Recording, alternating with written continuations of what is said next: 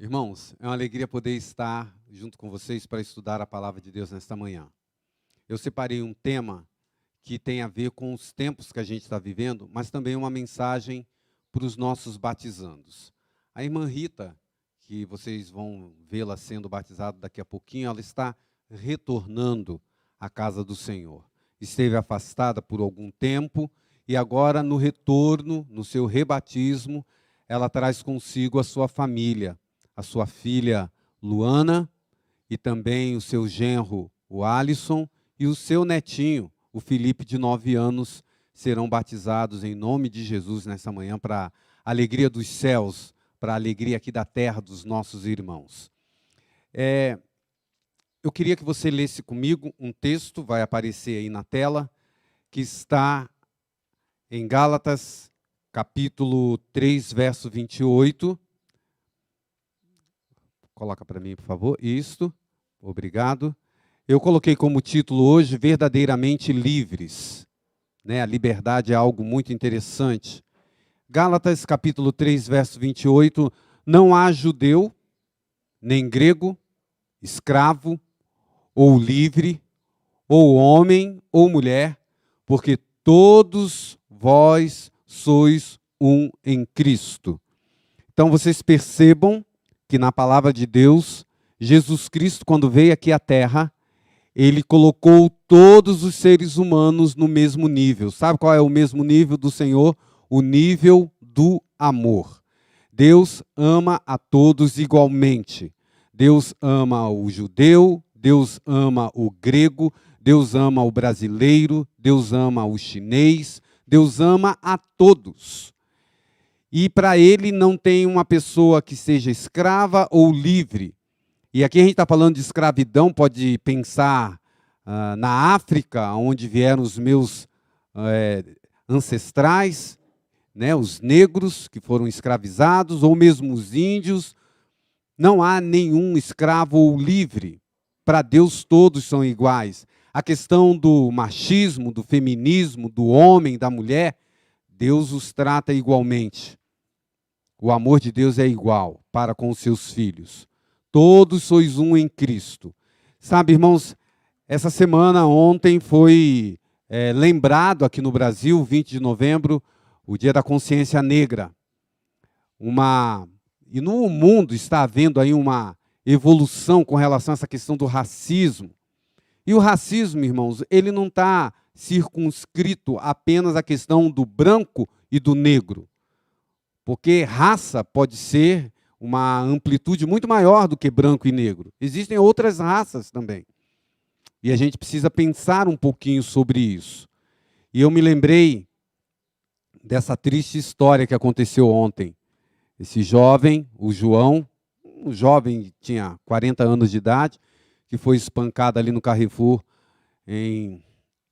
no Rio Grande do Sul, em Porto Alegre, e veio a falecer. E está todo mundo falando sobre isso hoje, ontem, nas manchetes, essa atrocidade que aconteceu. E me fez lembrar um pouco do relato que tem.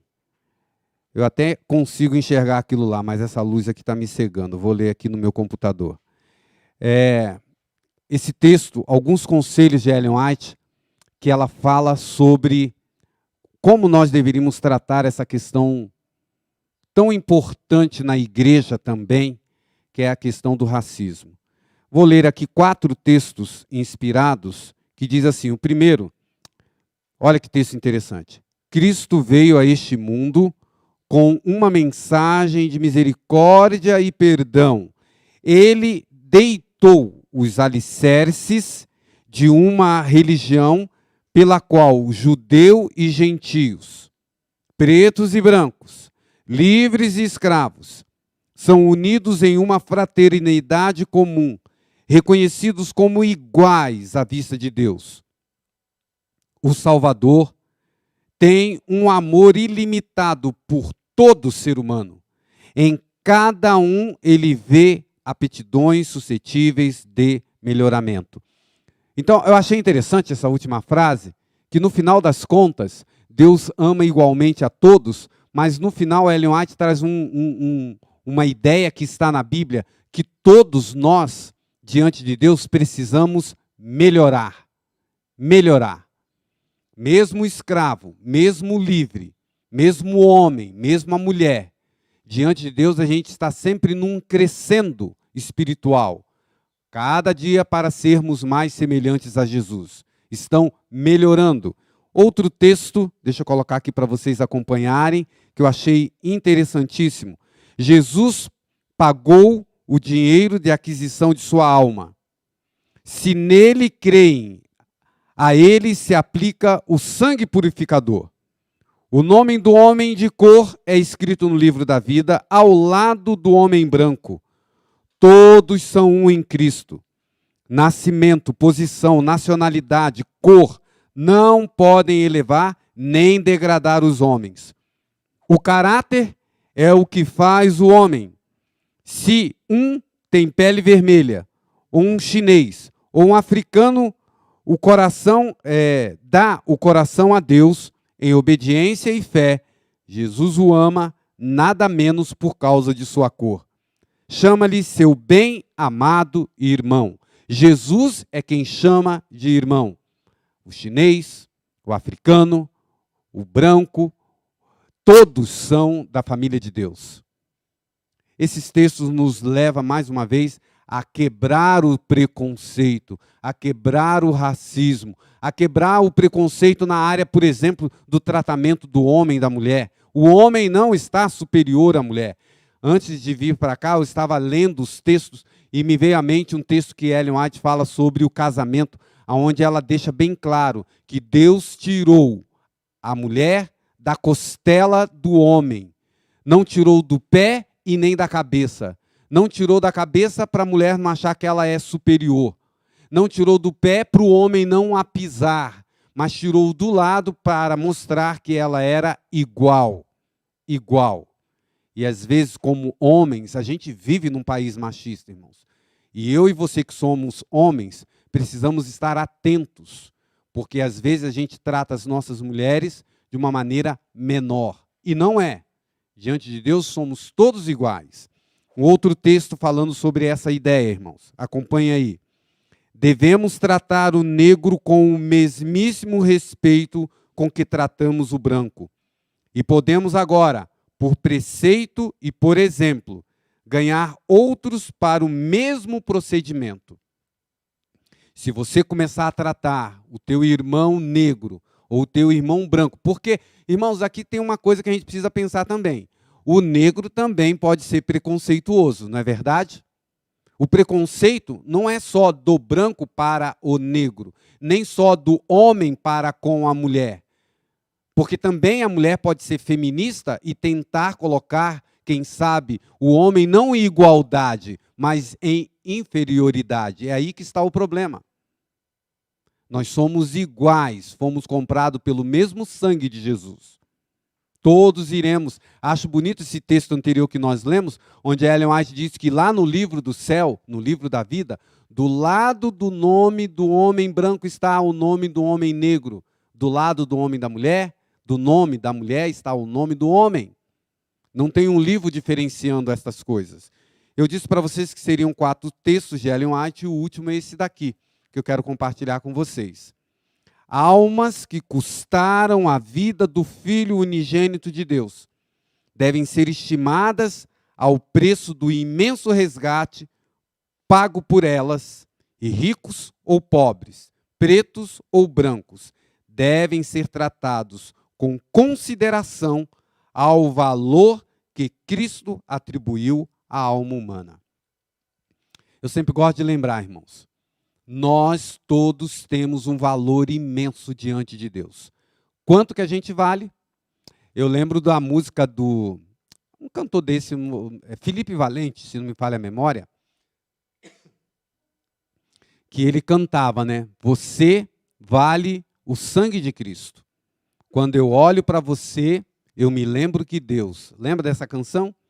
Você vale o sangue de Cristo, você é a glória de Deus. Esse hino é lindo, porque fala exatamente isso. O quanto você vale. Várias pessoas, várias situações tentam nos levar para baixo, dizendo que a gente não vale nada, às vezes pela cor da nossa pele, pelo tanto dinheiro que a gente tem no banco ou não tem. E as pessoas costumam nivelar as pessoas pelo que elas têm e não pelo que elas são. E nós somos filhos de Deus, comprados pelo sangue de Cristo. Não deixe que ninguém, teu pai, tua mãe, teu marido, nenhum patrão, deixe que venha a colocar na tua cabeça a ideia de que você não tem valor. Nós temos valor. Nós valemos o sangue de Cristo. Nós fomos comprados por algo muito maior do que ouro e prata, do que qualquer dinheiro. O sangue do Criador, do Deus, que se encarnou e morreu no meu e no seu lugar. Você tem valor. Você vale o sangue de Cristo. E, finalmente, eu quero ler 2 textos bíblicos para a gente fazer essa meditação, encerrar essa meditação. Atos capítulo 10, verso 34. Está escrito: agora sim percebo verdadeiramente que Deus não trata as pessoas com qualquer tipo de parcialidade. Já ouviram essa palavra? A pessoa é parcial. Ele trata de um jeito. Sabe aquela expressão popular? O fulano tem 2 pesos e 2 medidas. O rico ele trata bem, o pobre ele olha com desdém. E Deus, nesse texto de Atos, o apóstolo ele diz assim, ou Lucas, que escreveu Atos, ele diz assim: agora sim percebo verdadeiramente que Deus trata as pessoas sem qualquer parcialidade. E eu rogo a Deus para Ele colocar na minha vida, porque eu também tenho essa tentação, irmãos. Quantas vezes você e eu, quando chega um morador de rua perto da gente, mal cheiroso, pedindo ajuda, a gente olha com desdém, às vezes com nojo. Esse cara fedorento aqui perto de mim. Que Deus transforme a minha mente, a sua mente e o seu coração, para a gente olhar aquela pessoa como a imagem de Deus, que está sendo deteriorada pelo pecado, pelo diabo, pela bebida, pela droga, mas aquele ali é o Filho de Deus. Como você gostaria de ser tratado? Empatia. E aqui o último texto então, irmãos. Na Bíblia, na linguagem de hoje, está escrito, Gálatas capítulo 5, verso 1. Cristo nos libertou para que nós sejamos realmente livres. Por isso, continuem firmes como pessoas livres e não se tornem escravos novamente. Gosto desse texto, irmão. Deus nos libertou para sermos verdadeiramente livres. E não deixe ninguém aprisionar a sua mente. Eu lembro de um filme que eu recomendo para você, baseado em fatos reais, com Denzel Washington, que é Heineken, o Furacão. É a história de um negro americano que foi preso injustamente, e ele, de dentro da cadeia, junto com a ajuda de uma ONG, fez a sua autodefesa. É um filme fantástico. E uma das cenas do filme me remete a esse texto de Gálatas. Porque ele dizia, dentro da cadeia, na solitária, ele tinha um pensamento. Ele dizia assim: vocês podem prender o meu corpo, mas a minha mente não. Eu penso o que eu quiser, eu acredito no que eu quiser, não importa se ao meu redor está cheio de grades. E essa é uma coisa, irmãos, que o diabo, nem outra pessoa pode tirar de você. A liberdade de acreditar no que você quiser. E aí me vem esse texto: Cristo nos libertou para que sejamos verdadeiramente livres. Se alguém te trata mal, se alguém te olha diferente por causa da cor da sua pele, porque você é mulher, porque você é idoso, lembre-se hoje dessas promessas que aparecem aqui. Deus nos libertou para que sejamos verdadeiramente livres. Trate o seu semelhante como você gostaria que as pessoas te tratassem. E lembre-se sempre que Jesus o ama e não te trata com parcialidade. Nós teremos hoje a alegria de ter 4 pessoas entregando a sua vida a Jesus. Vocês vão assistir agora o voto público de fidelidade que eles estão fazendo dizendo que amam a Jesus diante do que estudaram com o irmão Fabrício, que é o nosso obreiro, que foi o professor deles. Acompanhe agora, irmãos, aí da sua casa, este momento de voto público, dizendo que amam a Jesus e que querem segui-lo para sempre. Então, nós vamos passar agora, então, para os votos batismais, que serão dirigidos pelo nosso ancião expedito. Acompanhe aí na sua casa. Olá, queridos irmãos, queridas irmãs que estão nos assistindo aí em casa. Você já abriu a sua janela hoje e olhou para o céu? Você viu que dia lindo, que dia maravilhoso, que céu azul, que sol maravilhoso que o Senhor nos preparou? Pois é, hoje é um dia de muita alegria, mas muita alegria mesmo. Eu estou aqui atrás com uma linda família, eu vou apresentá-los para vocês, e essa família, eles decidiram tomar a decisão pelo batismo. E eu fico muito feliz, junto com meus irmãos que nos assistem agora, em recebê-los como corpo de Cristo, como a igreja do Senhor. E eu vou apresentar para vocês agora, eu precisava só de um microfone, vou deixar aqui. Eu estou aqui com a dona Rita, ela é a mãe da Luana, né? Estou aqui com o Felipe, né, Felipe? O Felipe, ele é filho do Alisson com a Luana. Esta é a Luana, que é a esposa do Alisson. Uma linda família que está agora fazendo parte da nossa família, da nossa igreja, como corpo de Cristo. E eu vou fazer o voto batismal para vocês. Eu vou pedir que vocês respondam sim ao final, tá bom? Dona Rita, Felipe, Luana e Alisson. Vocês aceitam Jesus Cristo como Senhor e Salvador e desejam viver num relacionamento redentivo com Ele? Sim. Sim. Amém. Vocês aceitam os ensinamentos bíblicos contidos na Declaração de Crenças Fundamentais da Igreja Adventista do Sétimo Dia e compromete-se a viver pela graça divina em harmonia com estes ensinos? Sim. Sim? Amém. Vocês desejam ser batizados como testemunho público de sua fé em Jesus Cristo, para ser aceito na comunidade da Igreja Adventista do Sétimo Dia, e deseja apoiar a igreja em sua missão como fiel mordomo, mediante sua influência pessoal, dízimos e ofertas, e uma vida de serviço? Sim. Amém.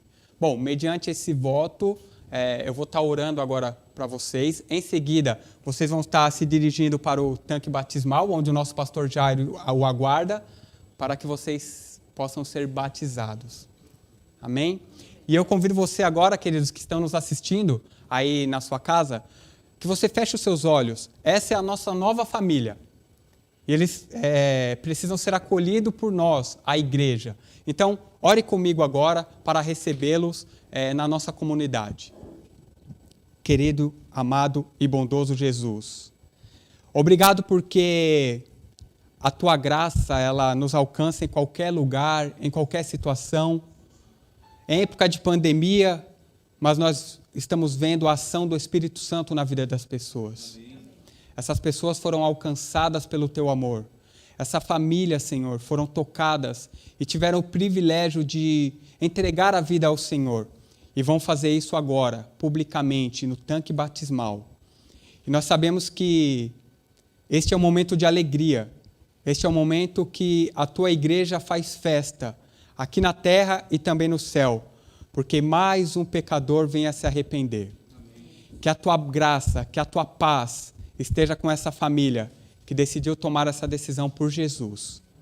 Nós Te louvamos, Senhor, e agradecemos pela vida dessa família. Em nome de Jesus, amém. Amém. Queridos, vou pedir para que vocês saiam por aqui com cuidado, se dirijam até o tanque batismal. Podem ir por aqui. Obrigado. A gente já se vê. Você que está aí na sua casa, está dando algum estudo bíblico, conhece algum irmão que tem esse desejo de ser batizado, ou você mesmo que está me assistindo agora, de repente você sentiu esse desejo, entre em contato conosco. Se você sentiu esse apelo no seu coração, que essa família agora de entregar a sua vida, que você possa entrar em contato conosco, para que você possa receber o estudo bíblico e assim possamos juntos fazer parte dessa família, a família de Deus, a Igreja Viva. Agora eu vou convidar você, nós vamos estar assistindo ao batismo dessa linda família que se fez presente aqui e até daqui a pouco. Que Deus abençoe vocês.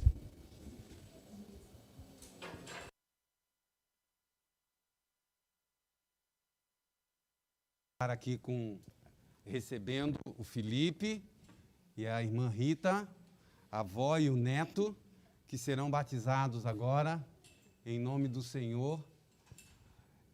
Está feliz, irmã? Sim, com certeza. Ela está dizendo que ela não está microfonada, você não está vindo, mas ela está falando que está feliz, né? Sim. Esteve quanto tempo longe da igreja? Fala para mim que eu falo para eles. 9 anos, né? 9 anos. 9 anos. Da idade do neto, afastada, esfriou, mas reencontrou a Jesus no meio dessa pandemia, se sentiu chamada, o Espírito Santo tocou e ela aceitou o convite. E é com grande alegria, vocês não estão vendo meu sorriso aqui atrás da máscara, mas eu estou rindo, viu? Mas é com grande alegria que a gente aceita, e mais do que a igreja está aceitando, é os céus, é o Senhor Jesus. Então, vem aqui um pouquinho, Felipe. Você vai ficar aqui do ladinho, bem pertinho dessa escada aqui, que em seguida será você. Irmã Rita, me dá a mão aqui, por favor. Essa aqui. Dá um passo aqui para frente. É com alegria nesta manhã que, como ministro do Evangelho, posso batizar a Rita, que volta ao seio do Senhor para nunca mais sair. E eu faço isso então, esta oração. Em nome do Pai, como ministro do Evangelho, eu a batizo, em nome do Pai, do Filho e do Espírito Santo. Amém. Devagarinho, tá?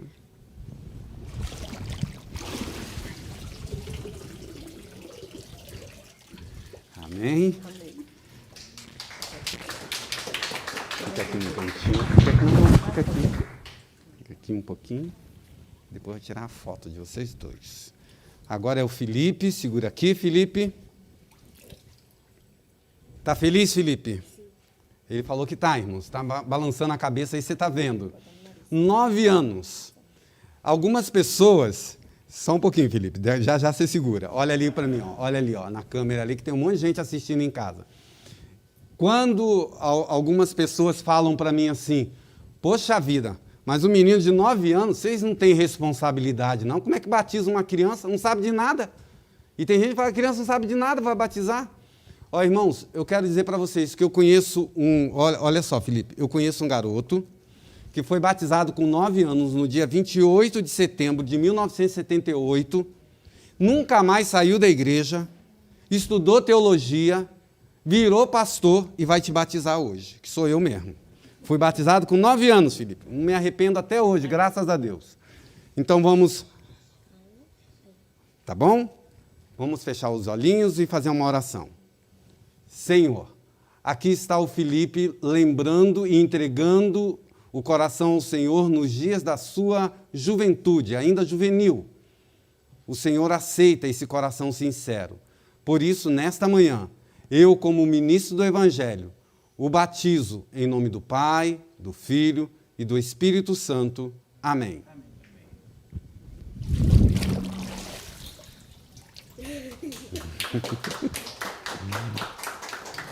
Quem é que está batendo foto aí? Tem alguém com a câmera? Porque aqui só está filmando. Vamos tirar uma foto. Isso. Abraça aqui o netinho. Feliz, que essa data aqui é muito especial. Amém. Vamos cantar, tá o hino lá, ó que belos hinos. Pode cantar uma estrofe enquanto troca aqui.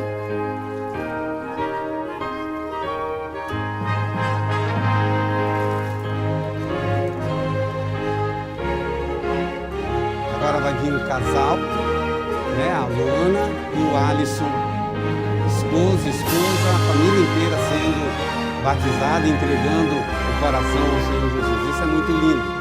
Ir para a igreja em família. Talvez tenha, nesta manhã, aí na sua casa, a gente está falando para alguém que só você é adventista, né? E você fica com vontade de que o marido venha, seu filho venha, esse seu sonho vai se tornar realidade. Aqui está chegando a Luana e o Alisson.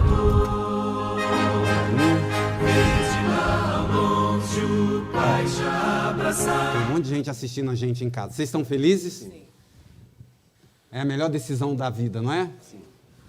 Um sorriso largo, um coração alegre. Deus seja louvado, porque em meio a essa pandemia, irmãos, pior do que o coronavírus é o vírus do pecado. E esse pode ser tirado em nome de Jesus com o sangue de Cristo.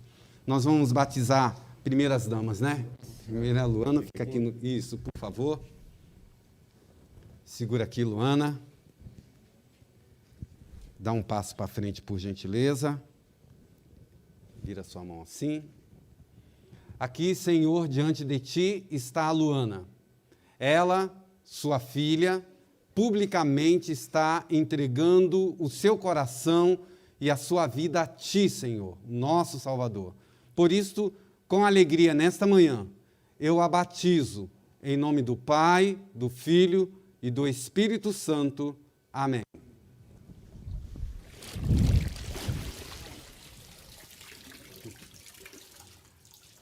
Parabéns. Fica aqui para a gente tirar aquela foto linda, já já.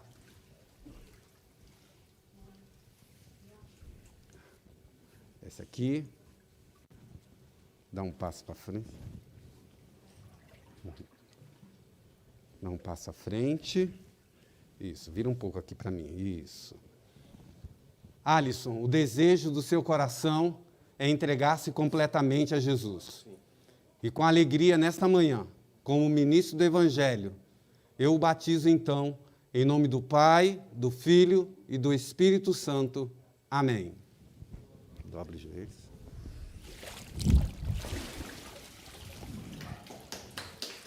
Dá um abraço. Obrigado. Deus abençoe. Deus abençoe você. Agora os dois aqui abraçam o casal. Vira aqui para tirar uma foto.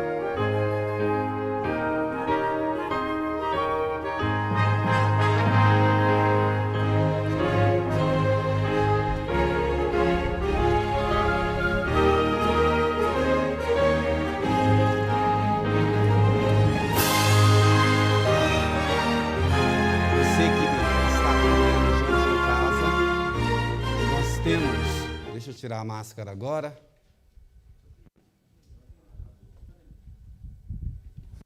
Nós temos na nossa igreja, na nossa doxologia,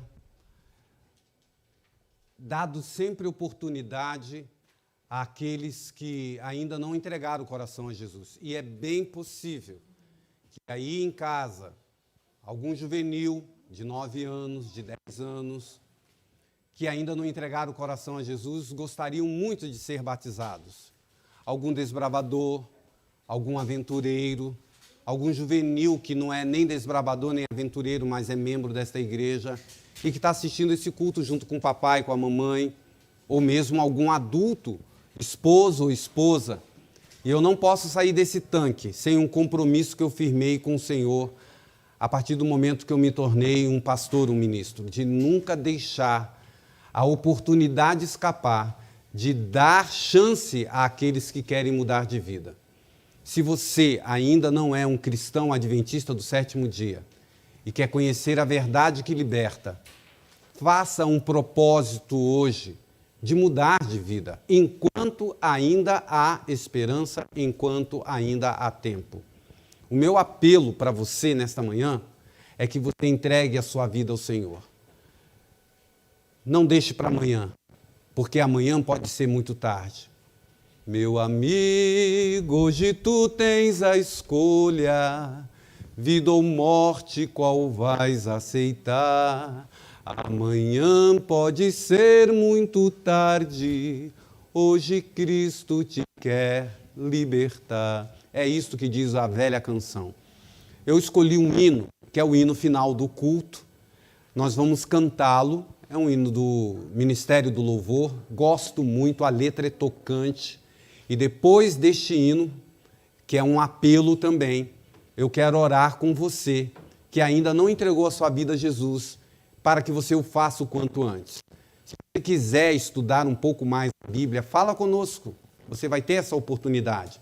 Mesmo em meio à pandemia.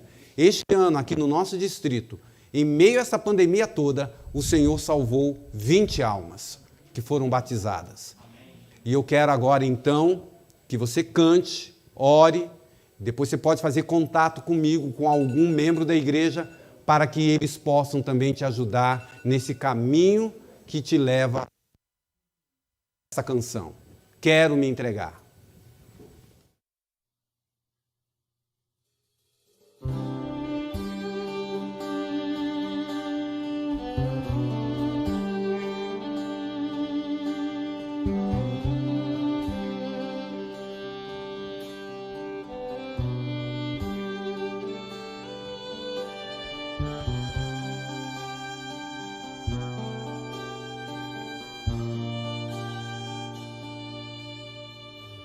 Em meio à tempestade, intensa escuridão,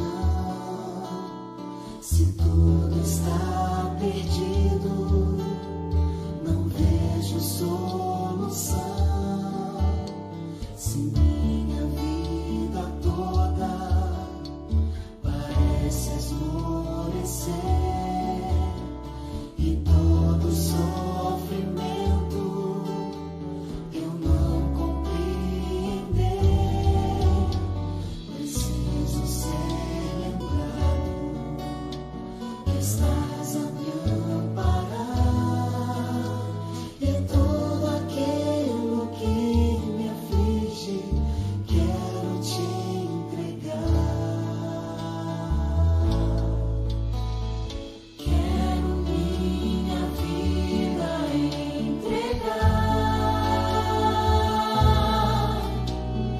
Quero que tua graça venha me envolver. Quero renascer de novo, meu passado esquecer. Quero ver o teu poder me transformar.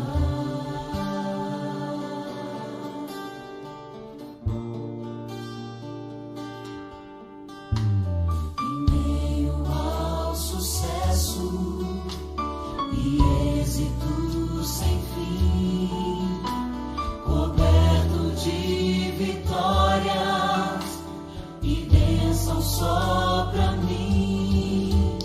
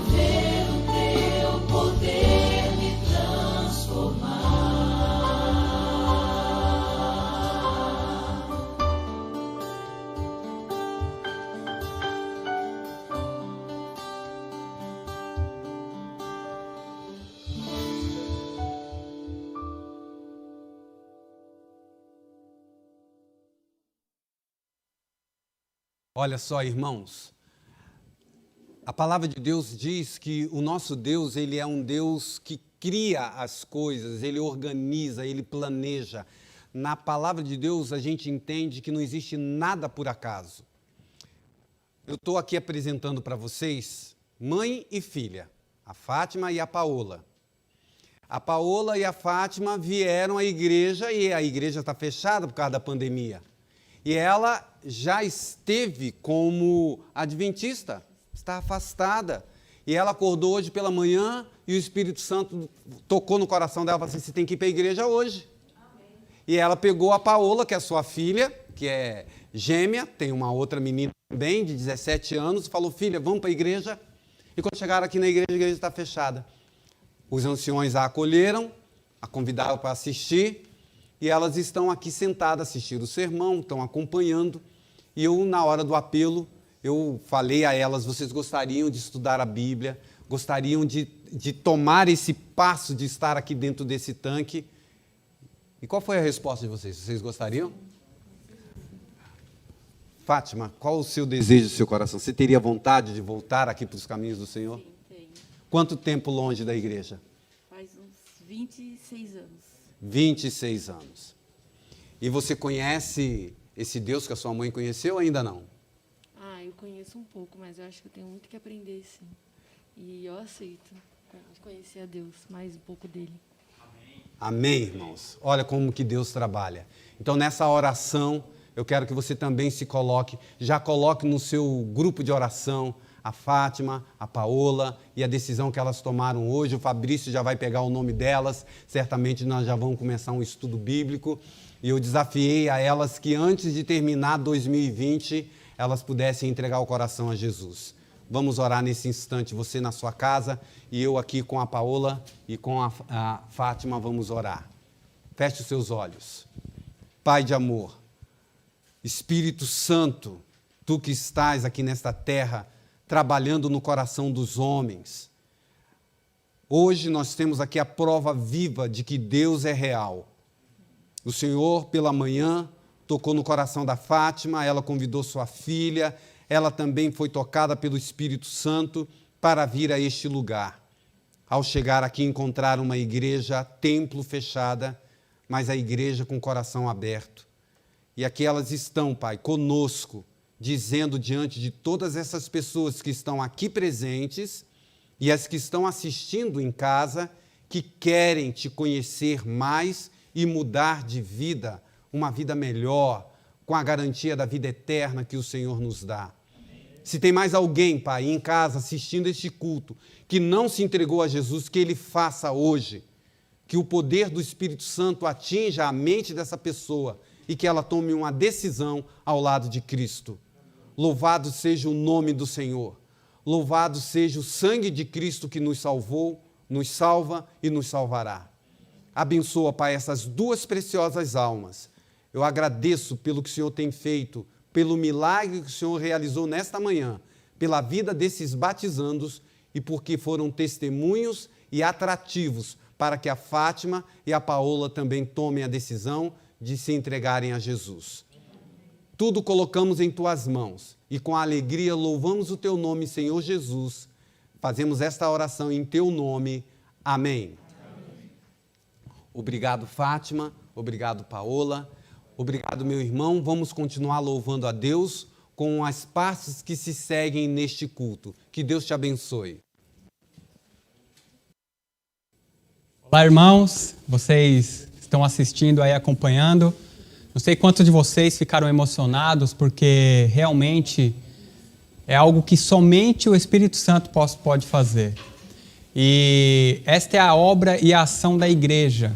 Esta igreja, ela é uma igreja viva. Ela é uma igreja de um organismo vivo, porque o nosso Deus, Ele é o cabeça da igreja. E Ele que move tudo. Ele que faz tudo isso acontecer. Eu gostaria de fazer um convite para você que está nos assistindo agora. Você está compartilhando o link da transmissão da igreja? Você tem feito isso para as pessoas do seu trabalho ou para as pessoas que você conhece de vista e tem ali o WhatsApp dela? Faça isso. o Espírito Santo ele se encarregará de fazer todo o restante do percurso. O nosso papel é levar às outras pessoas um pouco de esperança. E fico muito feliz com essa família que se batizou, com essa família também que veio hoje aqui à igreja, e eu sei que você que está em casa também está muito feliz, certo, Silvio? Sem dúvida alguma. E é uma alegria muito grande receber os irmãos e irmãs aqui no templo, né? Sei que ainda não dá para a gente receber todo mundo, mas sempre temos recebido visitas, irmãos, amigos que vêm para ficar. Então vocês são muito bem-vindos. Se o irmão ou a irmã quiser vir aqui para ver como que é a transmissão, também as portas estão abertas para os irmãos também. Exatamente. E eu convido agora vocês para continuarem conosco em espírito de adoração. Adoração não é somente cantar, adoração não é somente quando a gente estuda a palavra de Deus. Tem outras maneiras de adorar ao Senhor. Certo, Silvio? Sem dúvida alguma. E uma das formas de a gente adorar a Deus também é quando a gente lembra de devolver a Ele o que pertence. É os dízimos, as ofertas. E nesse momento especial do culto, que nós não podemos fazer presencialmente, você já sabe que nós podemos fazer isso de forma tecnológica, vamos dizer assim, né? Você pode fazer a sua transferência para a conta das igrejas do distrito, ou então até vindo pessoalmente nos cultos aqui de sábado, domingo e quartas-feiras, e entregar para um ancião de sua confiança, ok? Nós gostaríamos de agora mostrar para vocês um vídeo educativo. Nós sabemos que é um desafio muito grande educar as crianças nesse tempo, não é, Expedito? E como ensinar as crianças a não serem materialistas, como ensinar as crianças a não serem consumistas nos tempos de hoje? Preste atenção nesse vídeo que vai ser passado agora com todo carinho. É um vídeo que tem como tema Vida Simples. Quando perguntado sobre os seus pais, Pavel Goya, o editor da revista Ministry, sempre teve memórias e ensinamentos precisos para compartilhar. Embora seu pai fosse um próspero empreiteiro de construção durante a era comunista romena, a família nunca teve um carro luxuoso, móveis caros ou uma casa grande. Simplicidade era o estilo de vida deles. Seu pai costumava dizer: se as coisas melhorassem, nós promoveríamos a obra de Deus. E esses são os tesouros que temos, porque não levamos nada além de almas para o céu. Então, vamos investir nas almas. Certa vez, quando estavam construindo uma igreja, o pai de Pavel voltou para casa com $25.000 depois de colocar um telhado em uma nova escola. Quando perguntado sobre quanto eles deveriam devolver a Deus, o pai dele disse: dê tudo. Então sua esposa respondeu: vamos separar $2.000 para casa, para emergências. Ele concordou e disse: ok, separe 10% e dê 90%. Algumas vezes ele dava metade, dependendo da necessidade do trabalho de Deus. Não nas suas necessidades. Ele sempre dizia: quem nos deu este dinheiro? Quem nos deu saúde? Ele vai nos dar mais novamente. Dê tudo. Dê para a igreja. A família escutava estas declarações repetidamente, até que ficou tão enraizado na mentalidade deles que até seus filhos se sentiam na responsabilidade de fazer o mesmo. Viver de maneira simples e dar abertamente é algo que vem de cima e deveria ser encorajado até nos primeiros anos de uma criança. Isto protegeria as crianças de muitas armadilhas materialistas e consumistas.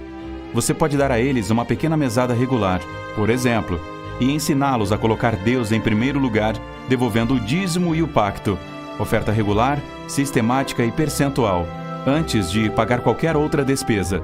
De acordo com Jesus, onde seus filhos colocarem seu tesouro, ali também estará o seu coração.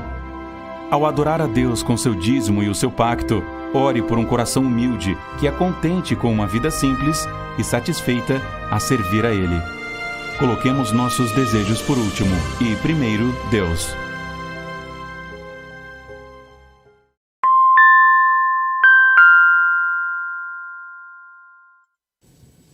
Amém. Que vídeo lindo, né? Você ouviu o final que o locutor falou? Primeiro, Deus. Esse é o segredo para que a gente possa ter uma vida bem-sucedida espiritualmente. Primeiro, Deus. Eu estive olhando aqui no chat e fiquei muito feliz, até falei aqui com o Silvio. A irmã Neuza Passos, ela diz assim que Fátima e Paola já estão no grupo de oração intercessora. Então, amém. Sejam muito bem-vindos, tá? Nós vamos estar orando por vocês. Irmã Neuza Passos, Deus seja louvado. Esse é o papel da igreja, é orar, é interceder e é clamar por aqueles que estão chegando e por aqueles também que estão passando por dificuldades. Ela também diz aqui: Expedito, por favor, passe o nome dos batizandos para o grupo de oração intercessória. Vamos fazer isso sim, tá bom? Assim que acabar o culto, a gente vai estar enviando os nomes lá para que a gente possa orar, porque agora eles são da nossa família. Mas essa é uma forma de adorar. Uma forma de adorar fisicamente é quando a gente transfere o dízimo e a oferta para a obra do Senhor. Irmãos, faça isso com alegria, faça isso com desejo que almas vão ser alcançadas. As contas da igreja vão aparecer aí para você. Você que é da igreja do Leonor, você que é da igreja do Caputera, você que é membro aqui desse distrito, aqui da igreja do Portão, com alegria nós devemos ofertar na casa do Senhor. Vocês estão vendo quantas coisas o Espírito Santo está fazendo com esses recursos? Então eu convido vocês que com muita alegria, com muito amor no coração, você possa ofertar para a obra de Deus. E falando em oferta, nós temos a construção do nosso templo. Eu quero fazer uma pergunta aqui que me fizeram na semana, a gente até brincou um pouquinho. Ô Silvio, você, por um acaso, você fez jornalismo ou algo assim? Nada disso. Nada disso? Porque o Silvio tem saído um ótimo repórter, né? E é isso que nós vamos ver agora. Um vídeo da construção do templo que o nosso amigo e ancião aqui, Silvio, se dispôs a fazer para nós.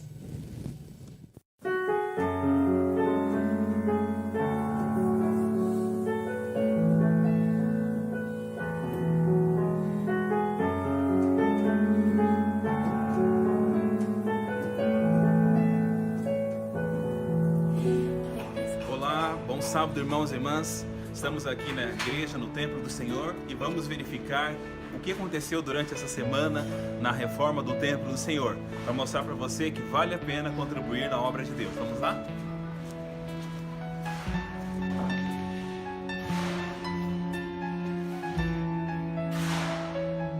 Essa é a parte de fora da sala do som.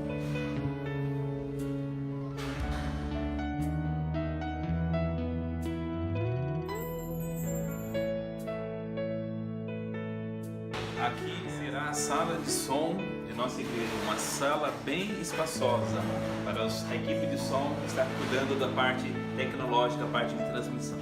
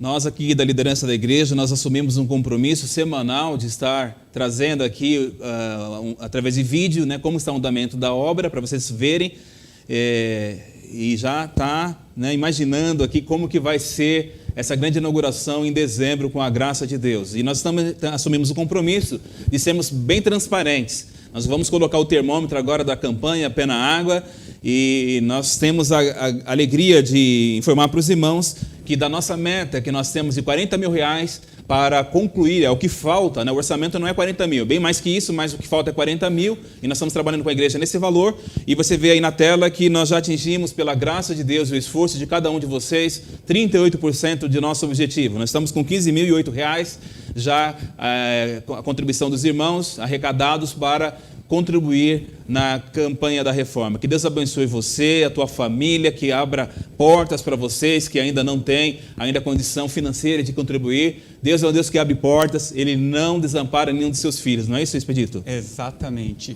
É isso que Deus faz. Ele devolve para você, sabe? Eu me lembro de uma história da mãe de Moisés. Você conhece a história de Moisés, né?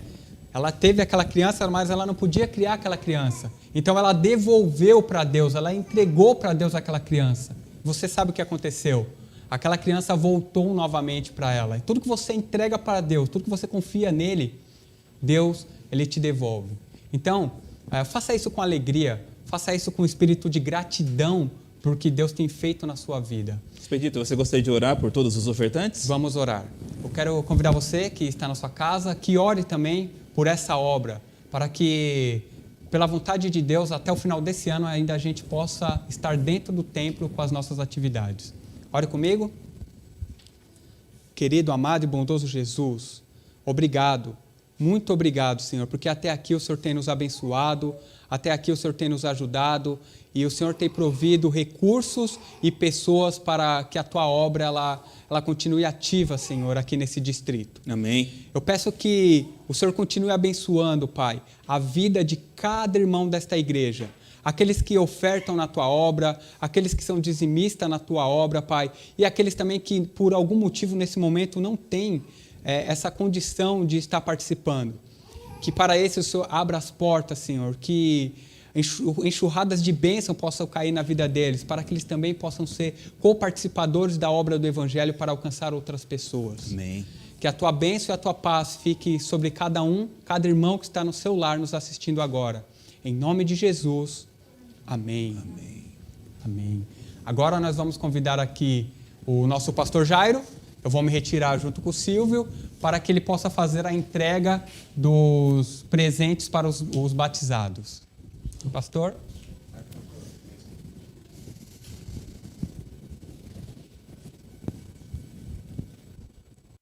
Primeira é essa aqui ou aquela?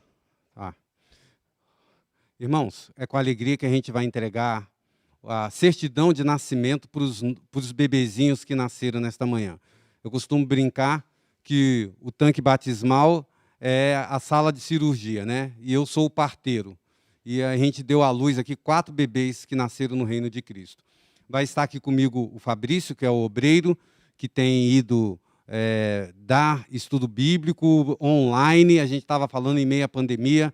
Ele é do grupo de risco também, então ele dá pela internet, pelo celular. Vem mais um pouquinho.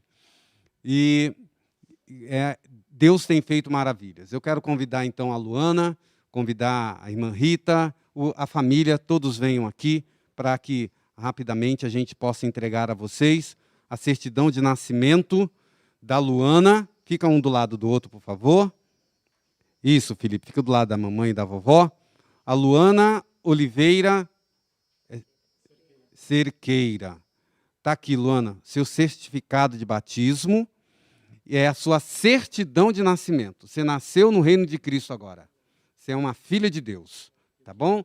E esse kit, Luana, aqui dentro tem uma Bíblia nova, mas também tem um material para você começar a evangelizar pessoas que você conhece e que precisam de Deus na vida deles. Então, você vai nascer no reino de Cristo como missionária, tá bom? Que Deus abençoe. Nós temos aqui o Felipe. Seu certificado de batismo é a sua certidão de nascimento. Você tem 2 certidões de nascimento agora. Aquela do dia que você saiu do ventre da mamãe e essa aqui que você saiu do tanque batismal. Que Deus te abençoe. E aqui também você tem um presente maravilhoso, a sua primeira Bíblia, tá bom? Segura com as 2 mãos assim. Isso. A irmã Rita. Tá feliz, irmã Rita? Olha o sorriso. Tá aqui, irmã Rita, sua certidão de nascimento também. Tá bom? Guarda e moldura, põe um quadro e o seu kit de trabalho missionário.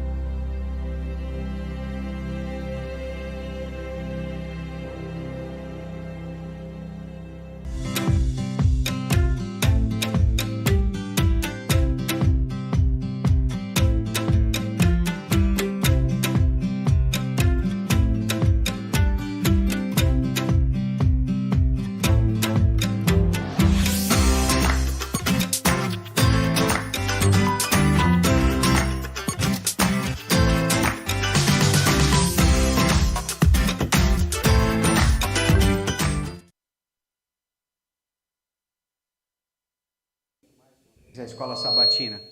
É uma alegria ter você aqui conosco.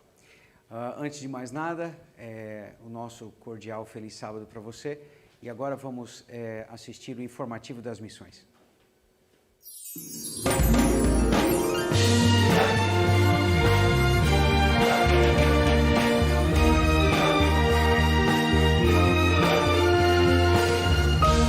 Informativo Mundial das Missões. O inimigo ataca. O pastor Samson estava dando estudos bíblicos sobre Apocalipse a Alca e 14 membros de sua família. A família mora em Amritsar, Índia, e quando o pastor leu na Bíblia sobre o grande dragão que foi lançado fora, algo aconteceu. Naquele momento, um dos membros da família avançou furioso no pastor, dizendo: "Eu sou poderoso na terra." Era um demônio. E logo o pastor citou 1 João 4,4. "Porque aquele que está em vocês é maior do que aquele que está no mundo." Todos começaram a orar, e o pastor ainda disse: "Você, diabo, já foi derrotado na morte de Jesus na cruz do Calvário." Então, o homem voltou a falar normalmente. O demônio havia ido embora. E todos cantaram: "Deus é tão bom." Uma semana depois, enquanto o pastor continuava a série de estudos para aquela família, mais uma possessão aconteceu. Um rapaz da família começou a imitar animais ferozes. E então o pastor falou: "Não tenham medo, vamos jejuar e orar." Durante 3 dias eles fizeram isso. E quando o pastor voltou para o estudo bíblico, o rapaz estava bem. Samson orou junto com o rapaz, e ele nunca mais imitou animais. Mas aquilo não foi o fim. Na semana seguinte, mais um membro da família foi possuído depois que o pastor leu um verso bíblico. Novamente, Samson e a família oraram. E depois da oração, o pastor leu os Salmos 23 e 91. Em seguida, eles cantaram a música "Se na família está Jesus, é feliz o lar." E os demônios deixaram aquele lar. Nunca mais houve uma possessão naquela família. E a maior parte deles aceitou Jesus como salvador pessoal. Parte da oferta do trimestre irá ajudar a construir uma igreja maior em Amritsar, Índia. Sejamos liberais.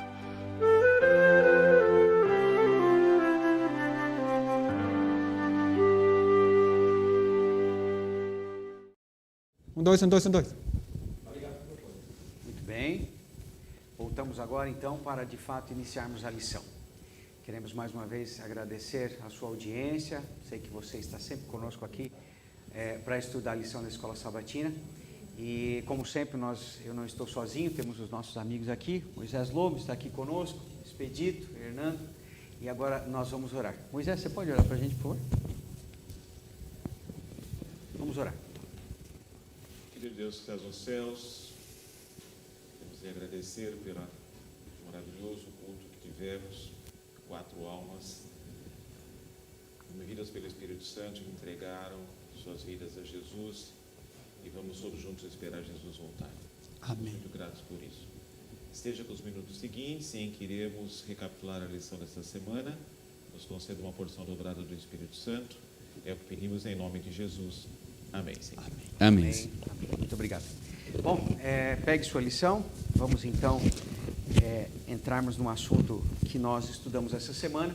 Lembramos que o ideal é que você tenha estudado a sua lição dia a dia, num momento oportuno para você, e que nós possamos aqui então no sábado, recapitular aquilo que já estudamos. Mas se por algum motivo, infelizmente, você perdeu algum dia da semana, este é o momento para você se inteirar do assunto que a lição trouxe durante essa semana. O tema dessa semana é um tema central, inclusive é o nome da lição desse trimestre, tá? Trimestre, a lição que nós vamos mostrar aí na tela para você, que tem como título Educação e Redenção.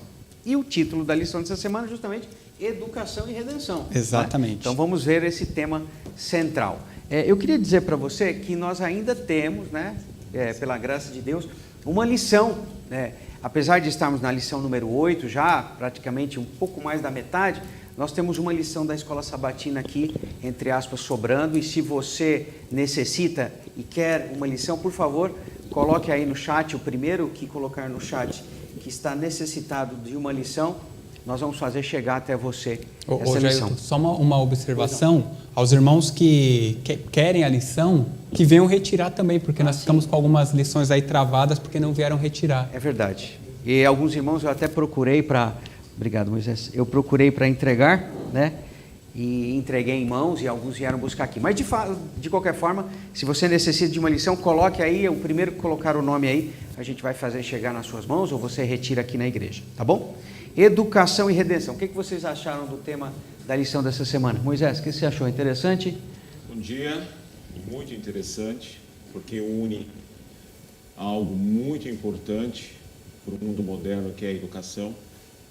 Só que a nossa educação não é a secular, a qual nós vamos discutir, e está sendo discutido nesse trimestre.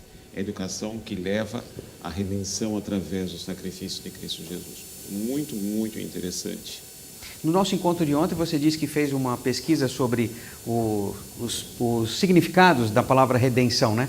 E um deles eu anotei, enquanto você falava, é resgate, né?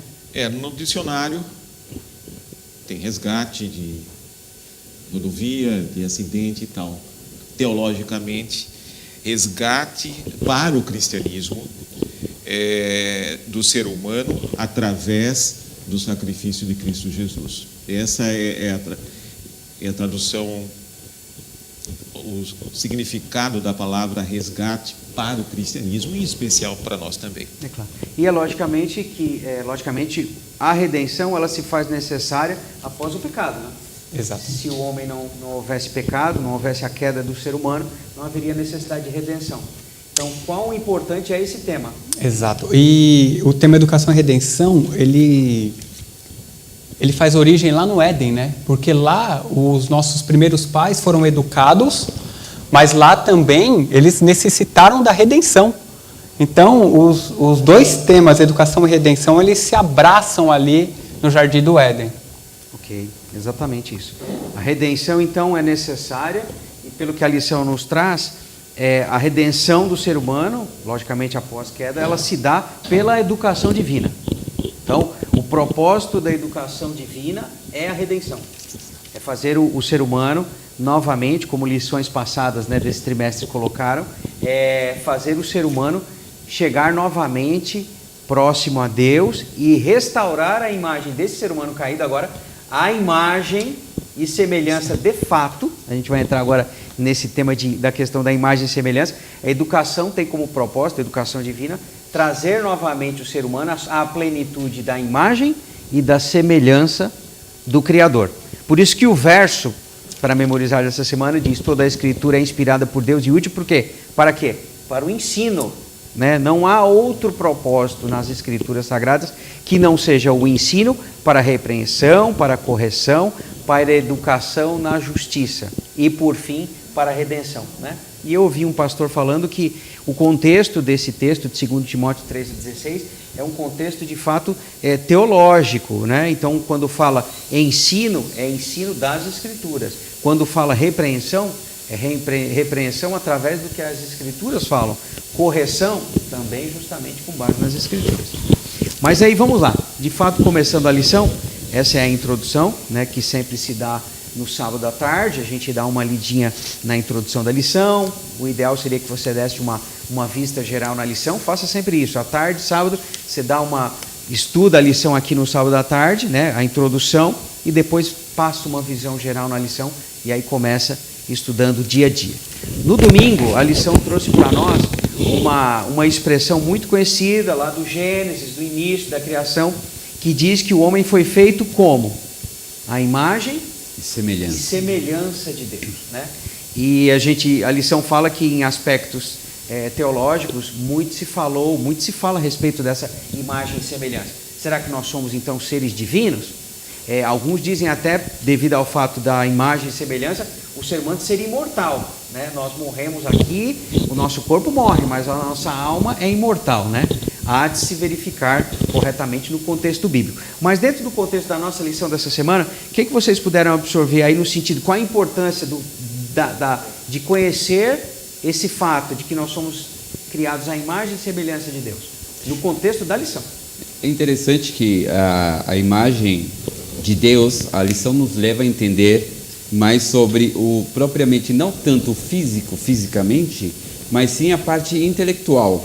Então, quando nós olhamos para uma imagem, que seria uma representação, uma reprodução, ou talvez até uma imitação da forma de uma pessoa ou de um objeto, mas nós entendemos aqui que, quando falamos também sobre semelhança, que seria referente a coisas ou ideias que têm elementos que vão formando, nós vemos que, às vezes, entre irmãos, por exemplo, irmãos gêmeos, são parecidíssimos, são idênticos, mas não há semelhança. Eles têm, cada um tem uma característica, uma personalidade diferente. Então nós vemos que aqui a imagem de Deus, nós entendemos a parte intelectual de nós agirmos, nós refletirmos Deus através das nossas ações e principalmente através do nosso relacionamento com Deus. Seria mais, então, um caráter transformado, um caráter mais parecido com o de Jesus, né? Ou seja, as escolhas que eu passo a fazer agora não são por mim mesmo, mas algumas escolhas que o meu Deus faria, que seja tudo para o agrado dele. Aí o Gui, ele nos diz assim que precisamos lembrar que Deus nos criou para ter um relacionamento com ele. Perfeito. Contextualizando então a questão da imagem e semelhança, que bom que nós fomos criados à imagem e semelhança de Deus, porque isso nos permite ter esse relacionamento com o ser criador em toda a sua plenitude, né? Sim. Porque nós fomos criados à imagem e semelhança de Deus. A lição até diz assim que a imagem de Deus, portanto, é mais uma imagem mental que permite que dois seres, um divino e outro humano, né, tenham um encontro de mentes, né? Ou seja, aquilo que Deus quer nos comunicar haverá de ter êxito porque nós fomos criados à imagem e semelhança dele, né? Não há nada que nos impeça disso, né? De ter essa comunicação. E a lição continua dizendo assim, é exatamente isso que ocorre na educação. Primeiramente, em casa entre pais e filhos, e é curioso a gente lembrar que Gênesis diz que Deus criou o homem, Adão e Eva, à sua imagem e semelhança. Mas depois da queda, a Bíblia diz que o Adão ele começa a ter filhos, e são filhos à imagem e semelhança de Adão, né? Então, assim, o relacionamento entre pais e filhos no contexto da educação é pleno, né? Todo e qualquer pai tem a plenitude da capacidade de educar um filho, porque ele é criado à sua imagem e à sua semelhança. E a lição diz assim, primeiramente em casa, entre pais e filhos, e depois na escola, quando os professores também assumem essa obra educacional. E é interessante que o relato bíblico da criação, a única coisa criada por Deus que ele menciona que é a sua imagem e semelhança é o ser humano. Esse é um privilégio, tanto é que nós, como seres humanos, como humanidade, tivemos a lição de casa original de cuidar desse mundo. Isso é algo extremamente interessante. E, infelizmente, com a queda, o nosso DNA, usando uma expressão extremamente nova, moderna, o nosso DNA original, algo que, infelizmente, depois de 6.000 anos de pecado e tudo mais, Deus criou a gente para ser eterno. É algo que a gente esqueceu. Esquece, por causa da morte. Tem sentido. Com a queda, imagine que o DNAzinho, a perninha que falava, você é mortal, foi tirada e virou mortal. Tanto é que nós geramos, o ser humano gera pessoas mortais. Ninguém ensina o BP a ser arteiro e fazer traquinagem. Está no DNA dele. Exato.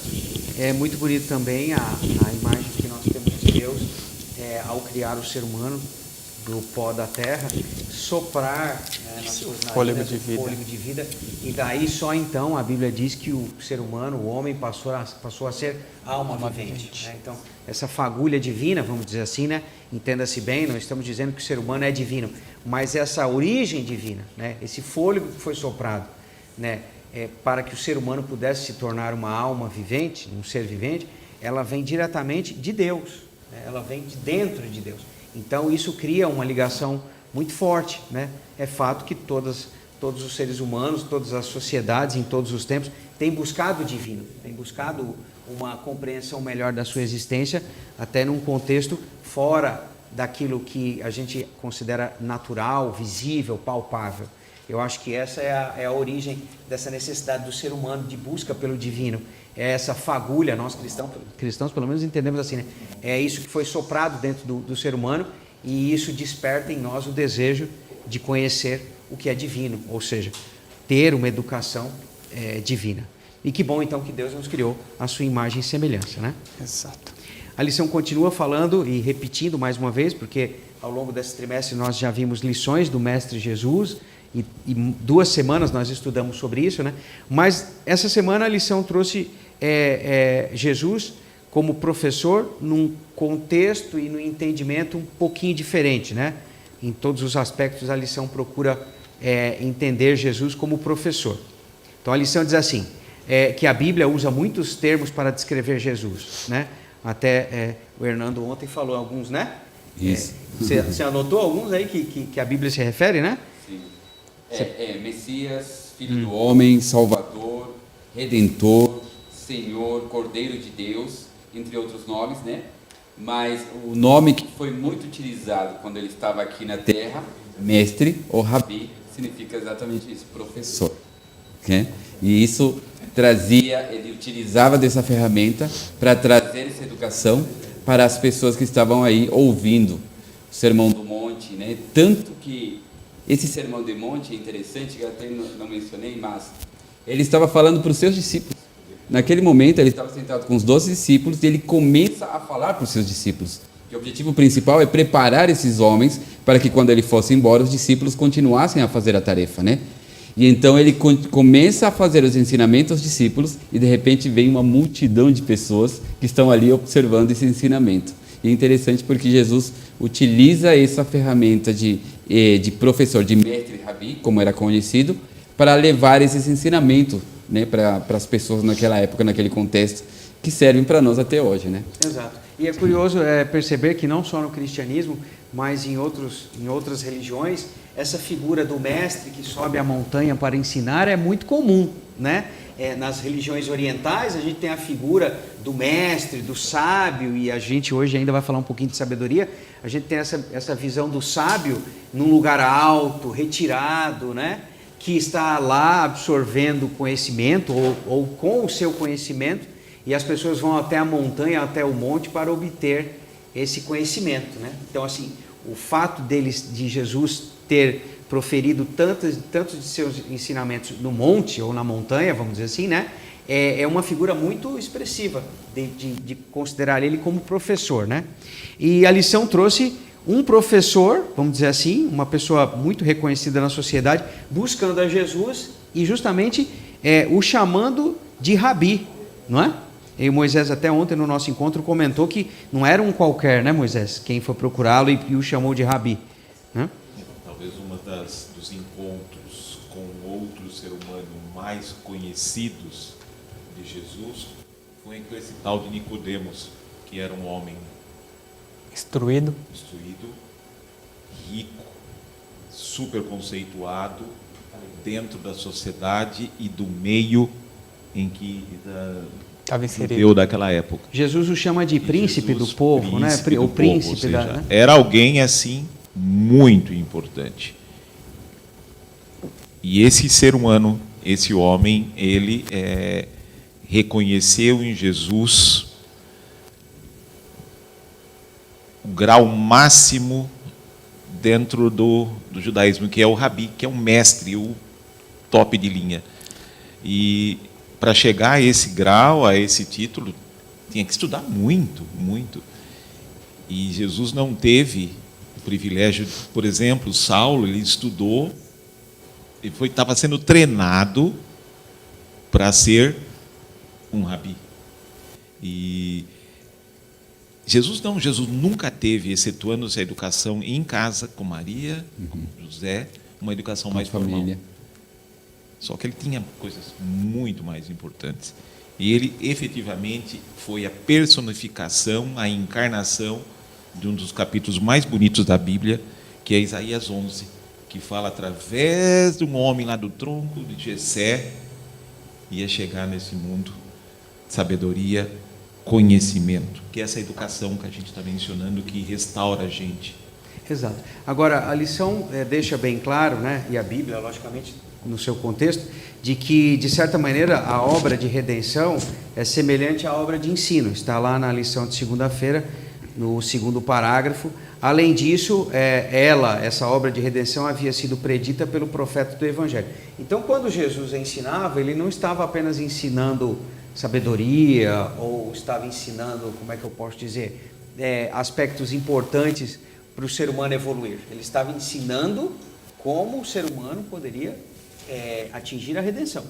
Né? Isso é bem claro, e a profecia dizia isso. Né? Então, não era um rabi comum, era um rabi que buscava um ensinamento para a redenção humana. Então, esse seria a grande diferença de Jesus como professor. Perfeito, porque na verdade eles retratavam aquilo que eles haviam aprendido das Escrituras e eles vão repassando esse ensinamento. Exato. Mas nada fora do normal. Mas Jesus ele vem e amplia esse ensinamento com outras vertentes. Corrige, né? Corrige. A gente tem que lembrar que a vinda de Jesus foi justamente no ápice onde o povo judeu, eles haviam meio que desvirtuado a sua função, né? Estavam interiorizados naquilo que haviam aprendido e recebido de Deus e não estavam externando para o mundo esse plano de Deus para a redenção, que não é uma redenção para o judeu, é uma redenção para quê? Para o ser humano. Exato. E interessante também notar que quando a gente estuda sobre o ministério de Jesus, ele não perdia uma oportunidade para o ensino. E se você começar a ler ali em Mateus, logo no início, ele aos 12 anos ele já estava ali no templo, ele estava ali ensinando homens sábios, homens que eram instruídos também na lei, e aquelas pessoas paravam para ouvi-lo.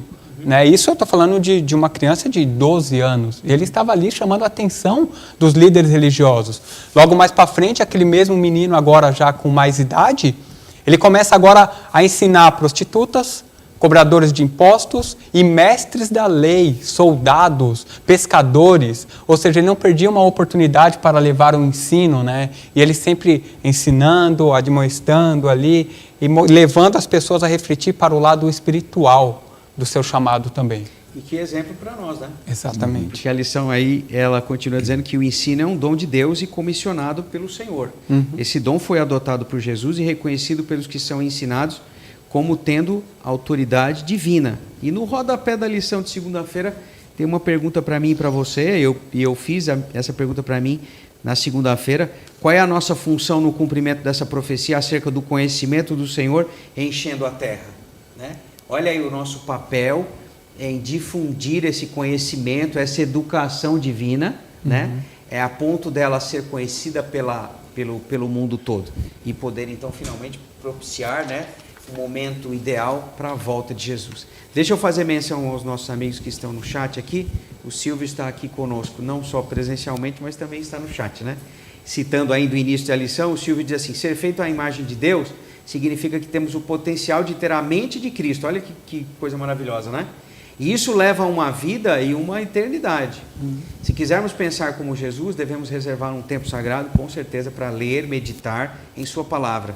Este é um processo sem um ponto final. Lógico, alguém aqui pode conceber ser educado, ter conhecimento sem ir a uma fonte, né? A gente não se educa do nada, né? E isso é importante para os nossos tempos em que muitas pessoas, infelizmente, estão quarentenadas, é isso? Sim, isoladas. Isoladas, né? Mas, graças a Deus, nós temos o recurso da via através da internet. Nós não precisamos nos deixar de aprender. Né? Nós podemos aprender, e você agora, nesse momento, está aprendendo aqui. Um fato super importante. Eu conheço autodidatas, pessoas que não tiveram uma educação formal, mas são pessoas, mais para frente, nós vamos falar sobre ser sábio e tal. Mas o ponto aqui desse texto é que o fundamental da educação cristã é restaurarmos em nós aquilo que a gente já viu essa semana, no dia anterior aqui. Mas nós não conseguimos ser autodidata para isso. Se a gente conseguir ser autodidata, Jesus não precisaria ter vindo aqui. Sim. Era só a gente ser super, super bonzinho, perfeito, perfeição. Foi um desperdício o sacrifício de Jesus. É impossível nós conseguirmos a nossa salvação através das nossas obras, por melhor que nós sejamos. Através da graça de Jesus, o sacrifício. Esse resgate só pode ser através de Jesus. Exato. Jesus é o nosso modelo, é o nosso professor, né? E ao contemplar, né, o seu exemplo através das Escrituras, ao aprender dele, os seus ensinamentos, a gente, ao longo da nossa vida aqui humana, a gente consegue atingir um certo nível de imagem e semelhança, repetindo o começo da lição, né? Mas que só vai ser completado de fato quando ele voltar e nós formos restaurados completamente. Mas o ensino está posto através das Escrituras Sagradas, o seu exemplo está colocado através das Escrituras Sagradas. O que nós precisamos fazer é o quê? É ir a ele para aprender e poder então ser educados por esse grande mestre. Está aí a diferença, porque no contexto atual, muitas pessoas dizem assim, Cristo foi um grande professor, como Buda, como outras figuras, né? Muitos dizem assim, grandes mestres, como até Mahatma Gandhi, né? No hinduísmo, um grande professor, ensinou através da não violência, maravilhoso. A única coisa é que muitas vezes as pessoas se esquecem que Cristo não é um ser criado, Cristo é Deus, né? Cristo, ele é o Criador, assim como as Escrituras trazem. E está aí o seu diferencial como professor e como mestre. E a sua mensagem é única, né? Conseguimos visitar o túmulo de Buda, de Gandhi, de grandes outros homens fantásticos que pisaram nesse mundo.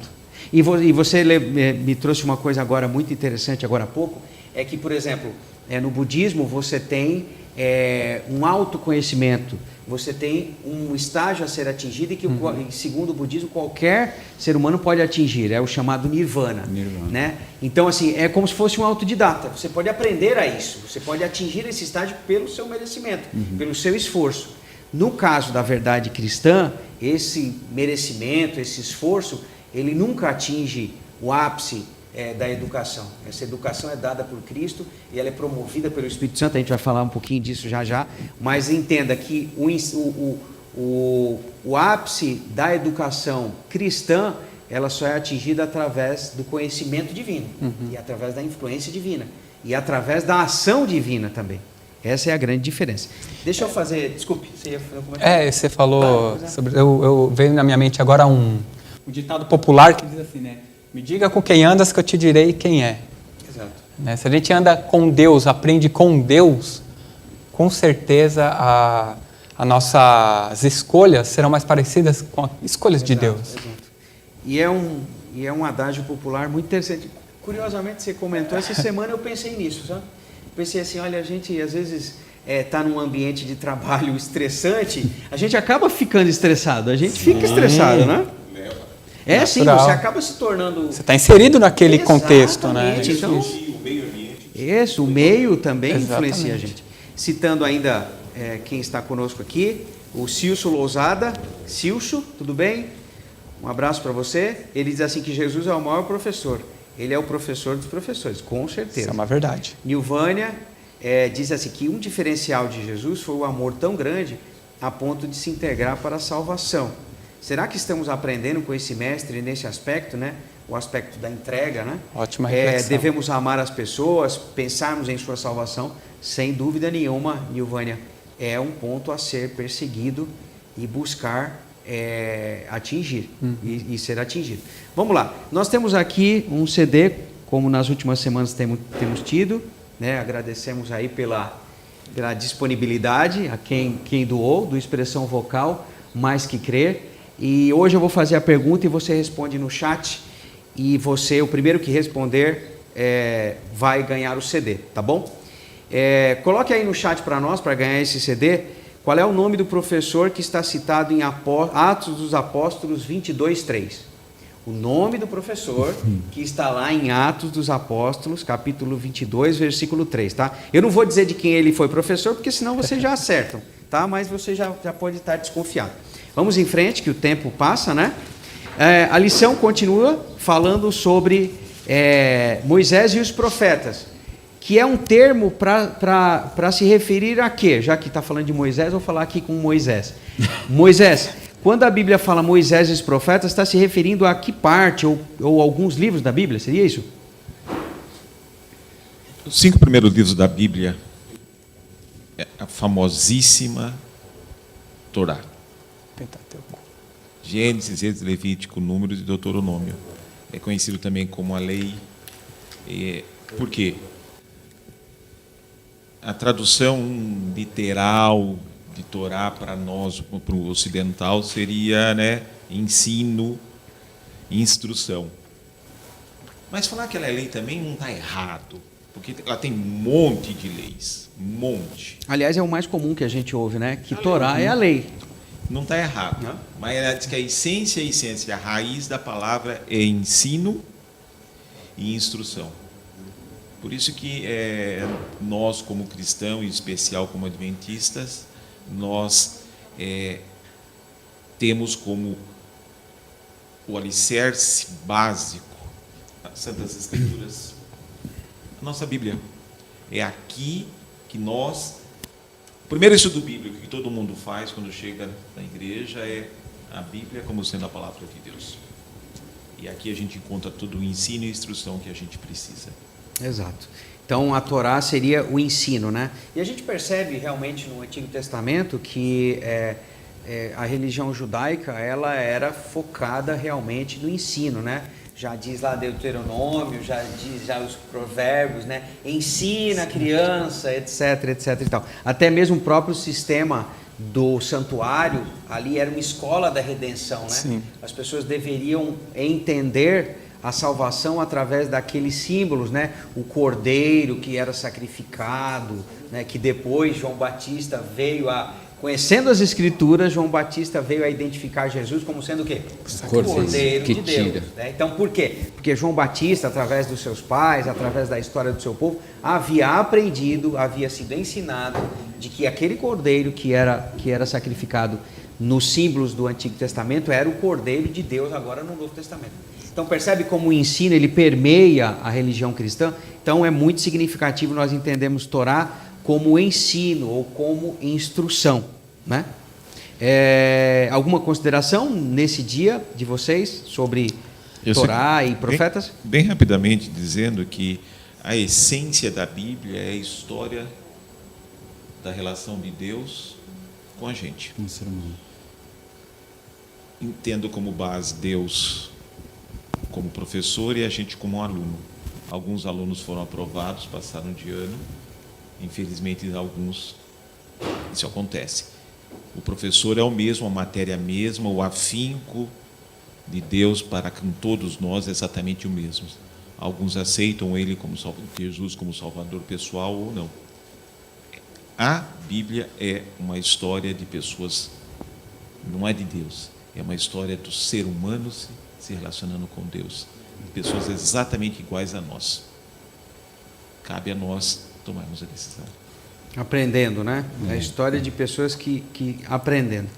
Aí a lição diz assim, que nas 2 sessões posteriores da Bíblia hebraica, os profetas relatam como o povo de Deus dominou esse material educacional e viveu por ele, os primeiros profetas e os livros históricos, e o que eles deveriam ter aprendido com esse material educacional, os últimos profetas. A parte restante do Antigo Testamento chama-se de escritos em hebraico, né? Está repleta de exemplos de professores e alunos bem-sucedidos e não tão bem-sucedidos, assim juntamente com suas experiências educacionais.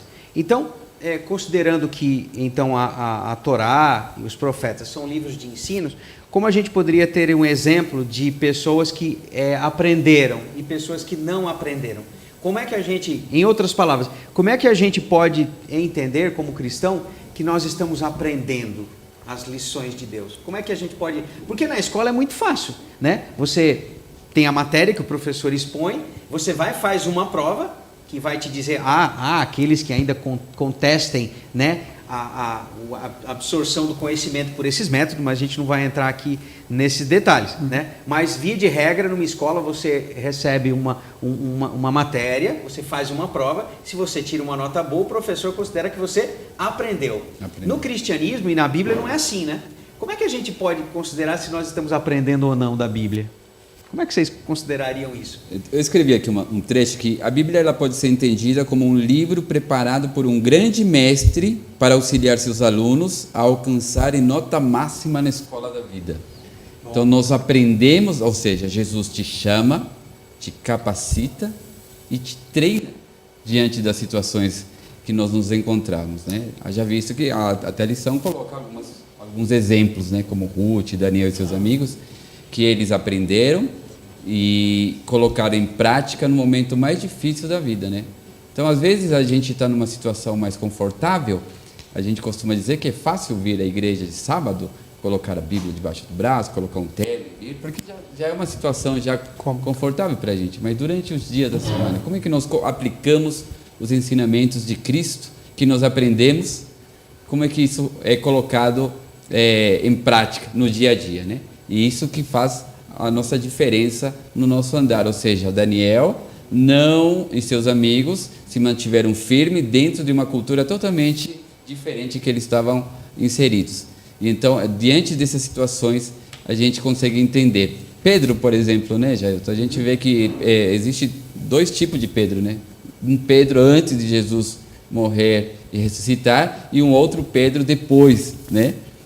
Que ele ressuscita, aí Pedro começa a entender a lição, né? Tu me amas, e aí vai acontecendo o que a gente já conhece sobre essa história, né? Então a gente consegue ver nesse momento a prática que Jesus faz que nós tenhamos diante dos seus ensinamentos. Então a gente pode dizer que ter aprendido a lição é você exteriorizar com as ações e escolhas da sua vida. Exatamente. Tem uma história de Moisés que acho que a gente não pode deixar passar quando a gente fala com os profetas, que em certo momento ali do seu chamado, ele ficou aflito ali com o povo, era muita gente para cuidar sozinho, né? E aí ele ouviu o conselho de um homem sábio, que era o seu sogro, Jetro, né? E o que o sogro dele falou para ele? Ele deu passou para ele um ensinamento, falou, vamos dividir as tarefas. E dividindo as tarefas, a carga de cada um vai ser conforme você consegue carregar. E nós não carregamos isso até o dia de hoje? Vocês concordam? Sim. Até mesmo na igreja, no trabalho, em outros locais que nós somos inseridos, nós carregamos essa educação que Moisés recebeu lá do seu sogro. A visão do trabalho. Exato, exatamente. Mas eu fiz essa pergunta com relação ao que pode... Antes de você fechar pois não. assunto, tem um termo, aquele que você mencionou, na escola, no final do semestre, do bimestre, no final do ano você passou de ano ou não, você precisava tirar 7, 5 ou alguma coisa do tipo. É assim que funciona. Nessa escola da vida, não tenha um gabarito, uma escala.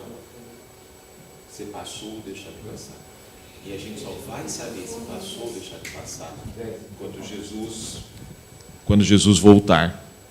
E se a gente está vivo, se a gente for transformado. Se a gente já tiver morrido, um anjo vai tirar a gente da cova. E isso é super interessante, é aquela expressão bem adventista.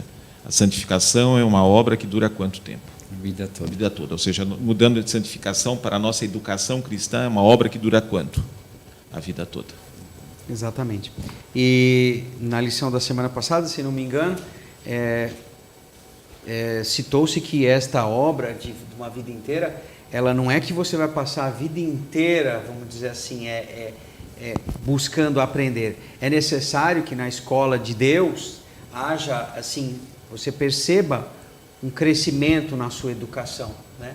Não dá para ser o mesmo cristão que você era quando você começou a sua jornada.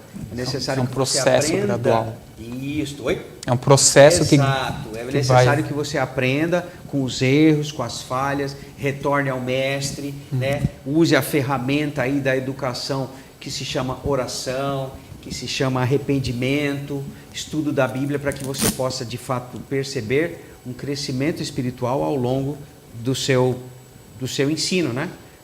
Dos seus estudos com Deus. Mas eu, voltando, como eu estava falando, eu perguntei como a gente pode avaliar se nós estamos aprendendo de fato do Mestre e através da Bíblia, como é que nós podemos aprender? Aí a resposta foi, a gente pode perceber na medida que a gente toma as atitudes que Jesus espera que nós tomemos no nosso dia a dia, não é? Como você falou, é muito fácil ser cristão, vir à igreja, portar uma Bíblia, etc. e tal. Mas acredito que a grande lição para o cristão e que ele aprende, ele pode entender que ele aprende, é quando ele toma a decisão lá no recôndito da sua casa, né, do seu trabalho, nas suas questões de relações sociais, né? Enfim, essa é a verdade. Só para concluir, hoje o que você está falando, nós como cristãos também, nós temos quando a gente passa por algum momento difícil, nós chamamos de prova. Né? E a gente fala, passamos por essa prova. Então é no momento da prova que a gente mostra, muitas vezes, o que nós aprendemos com o Mestre Jesus. É verdade. E uma boa dica, só para saber se a gente está no caminho certo, são os frutos do nosso trabalho. Nossas atividades na igreja. Somos humanos, cometemos erros, equívocos. Faz parte do processo. Mas pelos frutos que a gente produz, você percebe, a gente dá uma dica. Puxa, eu estou plantando laranja e está saindo abacate da minha árvore, tem alguma coisa errada. Eu estou fazendo alguma coisa errada. Sobre os frutos do nosso trabalho, a gente percebe se a gente está no caminho certo ou não. Exato. E essa analogia é interessante porque, assim, você pode dizer assim, então quer dizer que eu serei um cristão bem-sucedido se eu praticar atos corretos. Sim, mas se esses atos corretos decorrerem da sua educação, né, cristã, né, o cristão sendo educado, e que isso brote de maneira natural. Porque na sua analogia, por exemplo, a laranjeira, ela brota as laranjas, né, dá laranjas naturalmente, né, ela não é forçada, né? Então, o abacateiro dá abacate de maneira natural. Então, assim, ele não é forçado. Então, assim, as ações que nós temos são ações que derivam da educação e que são influenciadas através de um educador que já a gente vai falar sobre ele. Mas antes a lição nos traz os aspectos da sabedoria, né? E a gente, curiosamente, essa semana entendeu que educação no sentido de conhecimento é uma coisa, sabedoria é outra, né? Dá para a gente conceituar? Então vamos lá. Conhecimento. O que seria o conhecimento, meus amigos? Vamos conceituar conhecimento. É aquilo que você adquire ao longo da trajetória da sua vida. Você adquire conhecimento em uma profissão, na escola, na igreja, andando com uma pessoa, aprendendo uma tarefa. Tudo isso vai te gerando conhecimentos que você vai aplicando e repassando também. Sim. Né? Ou seja, todo conhecimento e sabedoria advém de estudo, de observações, das influências, e ele tem início na fé e seus princípios. Porque é interessante, porque ele coloca em alguns aspectos aqui. No aspecto prático, quando ele faz essa comparação do preguiçoso ter com as formigas, é algo prático. Mas ele também tem um aspecto teórico, porque ele fundamenta-se na fé, essa sabedoria e esse conhecimento. E a influência em que nos encontramos também, né? Então eu posso obter conhecimento de qualquer área. Sim. Né? Sim. Conhecimento de diversas áreas do conhecimento humano, né? Secular. Secular, bem colocado. E também posso obter conhecimento espiritual. O que gera o conhecimento secular? Gera inteligência, não sei, né? Exato. Você ontem, Moisés, citou a respeito de pessoas muito inteligentes em várias áreas, etc. e tal. E o que gera o conhecimento espiritual? Conhecimento, logicamente, de Deus e do seu desejo, mas gera mais coisa. Gera o fruto do Espírito, né? Exato. Gera sabedoria. Que é o quê? Sabedoria. Alguém falou ontem no nosso encontro. É a aplicação do conhecimento espiritual, é a sabedoria. O que a gente fala de uma pessoa sábia? É uma pessoa que sabe conduzir, né, as dificuldades da vida, sabe conduzir certas situações em que muitas vezes a maioria das pessoas não tem facilidade. Sim. Então a sabedoria é isso, né? Eu gosto de uma definição de sabedoria que é tão simples, tão sábia que parece estranho. Sabedoria é quem sabe das coisas. Sapiência, né? Sapiência. Não saber as coisas que devemos saber, que o ser humano tem que saber, as coisas seculares da vida. A gente só conseguiu, há 50 anos atrás, um negócio como esse era absolutamente ficção científica. Era ficção. Deus concedeu ao ser humano capacidade intelectual de criar coisas como essa. É algo absolutamente fantástico. Eu não sei quanto tempo vai demorar para Jesus voltar, mas até lá, quanta coisa nós, seres humanos, através da nossa inteligência, porque o que nos difere dos animais? Nós somos feitos à imagem e semelhança de Deus. Quanto mais a gente... Dizem os estudantes, os estudiosos, que a gente usa, chutando alto, um cara muito fera, 10% da capacidade dessa massa cinzenta. E imagina só o quanto a gente vai aprender na eternidade, né? Porque nós somos criados à imagem e semelhança de Deus. Exato. Nós somos chamados de seres racionais, né? Racionais. Consciência, né? A gente tem consciência e os animais agem por instinto inconsciente. Então, a lição diz assim: por fim, assim como a educação hoje, a sabedoria não responde a todas as nossas perguntas, mas nos permite ficar satisfeito com o que sabemos, enquanto continuamos a buscar o que ainda é desconhecido. E essa é uma boa atitude a partir da qual podemos aprender a conhecer Deus e a confiar em sua graça. Sabedoria é isso, é o conhecimento espiritual aplicado à vida. Como podemos aprender a sabedoria e então transmiti-la aos nossos descendentes? E por que é tão importante que, como povo, façamos isso? Como podemos aprender a sabedoria? Indo à fonte do saber. Né? E pedindo, né, a Deus. Exato. Né? A Bíblia diz que o temor do Senhor é o princípio da sabedoria. E esse temor, tantas vezes a gente já falou, não é medo, é respeito, é reconhecimento da sua superioridade. Só rapidamente, nós já mencionamos aqui en passant, a sabedoria, o conhecimento humano é muito importante para que a gente tenha qualidade de vida e vivamos do modo como nós vivemos hoje. Mas a mais importante é a sabedoria que vem de Jesus, que vem de Deus, e é essa que a gente vem buscar aqui na igreja. A gente não vem na igreja para aprender física, química, matemática e biologia. A gente vai na escola. Aqui a gente vem para aprender, lá no início, quando a gente falou, a nos aproximarmos mais da imagem de Deus que foi destruída, está sendo destruída por causa do pecado. Eu só queria, esse pensamento me levar a pensar que é fundamental que tenhamos o conhecimento daqui, português, matemática e outras matérias, mas é essencial termos esse relacionamento com a sabedoria de Deus para que tenhamos uma vida mais, digamos assim, abençoada, perfeitamente agindo, tendo ações perfeitas, digamos assim. Eu penso assim, o Moisés citou os avanços tecnológicos que nós temos observado, inclusive nos últimos dias, né, nos últimos tempos, que é profetizado em Daniel, né? O saber se multiplicaria, é uma profecia se cumprindo, e a gente fica imaginando onde nós estaríamos mais além em termos de condições de viver, mesmo num mundo pecaminoso, em melhores condições se nós usássemos a sabedoria gerada pela educação divina, né? Contextualizando, neste momento, infelizmente, nós estamos vivendo um momento muito difícil da pandemia, que é a politização da vacina, né? Então, por que isso está se dando? Então, a gente tem que olhar sempre com a visão espiritual. Infelizmente, o ser humano, né,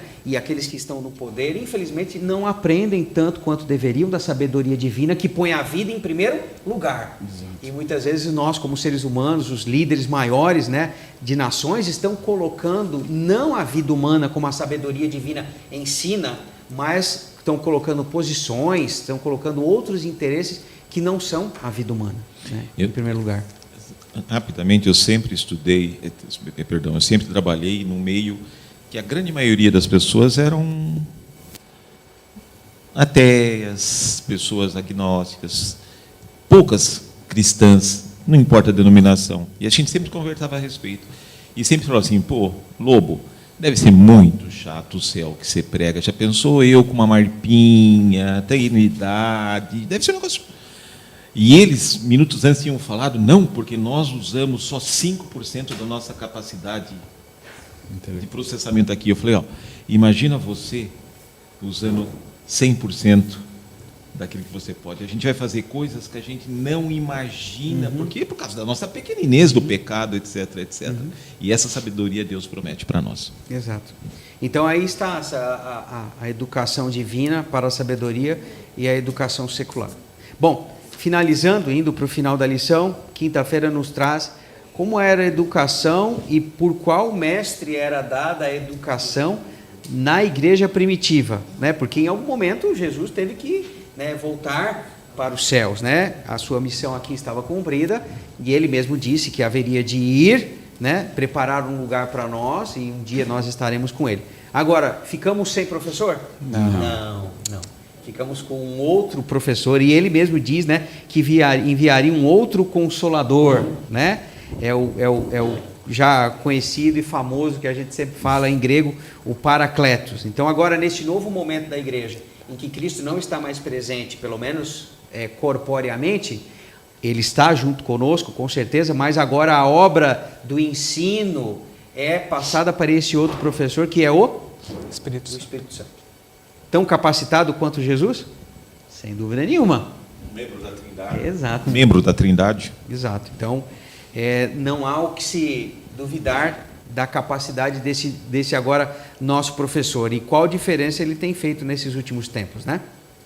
Perfeito. A educação cristã ela é progressiva, ela é ascendente, mas é preciso sempre ter essa comunhão para que a gente consiga sempre ter esse guia do nosso lado, né? O Espírito. A educação ela está muito relacionada justamente com relacionamento. Você precisa ter esse relacionamento. Educação, ele é amor. Então Jesus, ele tinha uma missão, ele tinha uma data de validade, então ele estava preocupado em deixar prontos os discípulos. E aí quando ele vai, o Espírito Santo desce e continua o trabalho tanto nos discípulos quanto nos dias de hoje na nossa vida, né? Exato. E o que você falou de educação estar muito ligado a relacionamento, a gente pode ver também nas relações professor-aluno de maneira humana, né? Nós lembramos de professores, com certeza cada um de nós aqui vai lembrar de um professor que teve na sua vida, na sua juventude, que era mais ligado a você, por quê?